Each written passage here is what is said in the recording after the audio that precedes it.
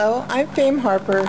My friends at allfreeknitting.com asked me to share with you how to use a knitting loom. This is part 2 of how to make a flat panel on a round knitting loom.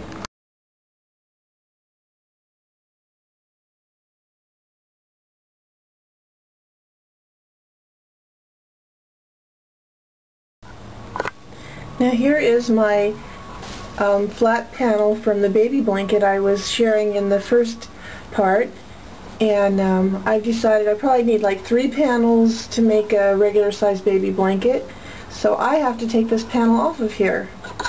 And I know a lot of you have wondered how to do that, and I've wondered how to do that. And it turns out, after reading several books that I have on it, the best way to do that is with a crochet hook. And I know you're a knitter and I hear you moaning already, but really, why make it hard? And frankly, I haven't found a way that doesn't involve a crochet hook. Find a piece of scrap yarn in a contrasting color and thread it on your yarn needle. And we're going to do that to hold the stitches so they don't come unraveled while we're crocheting the edge together. One by one, we're going to go through a loop and then take that one off the peg until we get them all onto the string. Now your project's going to be fragile at this point, so don't accidentally pull the yarn all the way through.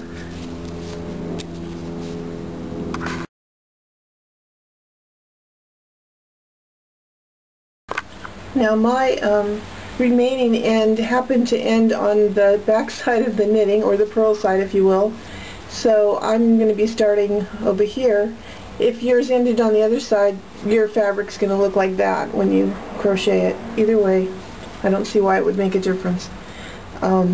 So I'm going to do single crochets, and between each stitch I'm going to do a chain 1 just to make sure that it doesn't get tighter at the top than it was when I cast on. So I pulled up one loop, going to go ahead and chain 1, then I'm going to do a single crochet in the next loop. Want to make sure we don't skip any loops. Chain 1, single crochet in the next loop, chain 1, single crochet in the next loop, chain 1, and so down the row.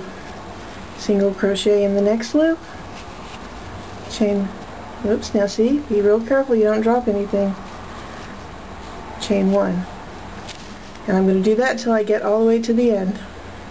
Make sure you get both yarns each time. And this is a size I crochet hook. You could use a G or an H as well. If you've got really fat yarn, you might have to use a bigger hook. Let the contrasting yarn show you where to put your hook. In other words, I'm following right along that orange right through both loops. Chain 1. Following right along the orange.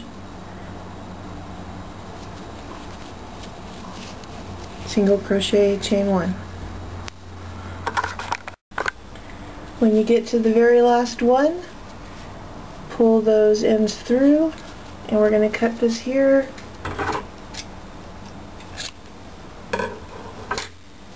And pull the tails through to secure it. Now you want to look at the front and the back. Make sure you didn't drop any stitches, because this would be a bad time to let your good work go to waste. Looks like I'm good. Then I'm going to pull out the orange yarn. We don't need it anymore.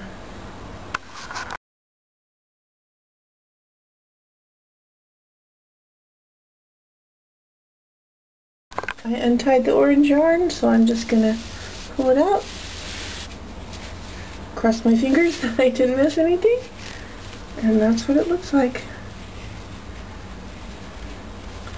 So now you can attach panels together, or you can put tassels or whatever you want. Pretty cool. I just love the texture of this, and it feels good to the touch, so that was fun. On this one I used green yarn plus variegated yarn, so I think for each panel I'm going to use like a different color, like blue yarn and the variegated yarn and another shade of green in the variegated yarn, so that it kind of has a theme. I think 3 of these would make a good sized baby blanket. This size right here is perfect if you just want like a doll blanket to wrap your baby dolls in for your kids. I hope you have fun learning how to use your knitting looms, and don't forget to leave questions underneath, and happy knitting!